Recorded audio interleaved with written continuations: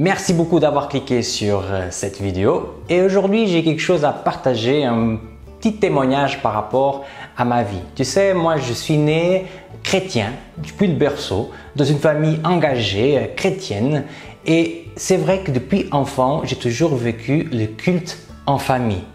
Une fois par semaine ou des fois même tous les jours, on se rassemblait en famille pour lire la parole, pour chanter, pour prier ensemble.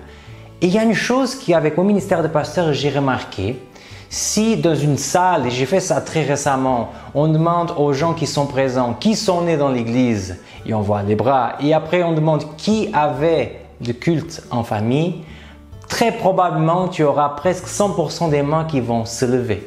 Ce qui veut dire que les gens qui sont restés dans l'église, malgré leur âge, malgré les difficultés, ils ont quand même quelque chose en commun. Ils ont appris la Bible, la foi, la prière, pas seulement à l'église, mais tout d'abord à la maison. Et tu sais, Dieu avait déjà pensé à ça depuis le début. Si on ouvre la Bible en Deutéronome chapitre 6, verset 6 et on va lire jusqu'au verset 7.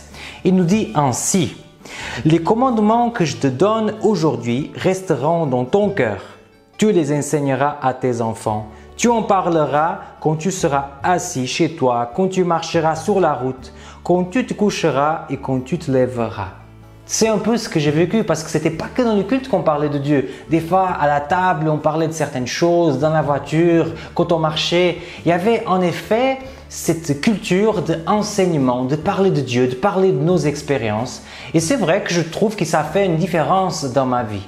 Je pense que nous, en tant que chrétiens, on est appelés à vivre ça en famille. Parce que les amis, si on vit ça en famille, on pourrait vraiment transformer le monde. Il y a une phrase qu'une fois j'ai réfléchi que je trouve quand même rigolo, même si elle est un peu utopique, et même si elle a ses limites, mais je vais la dire quand même.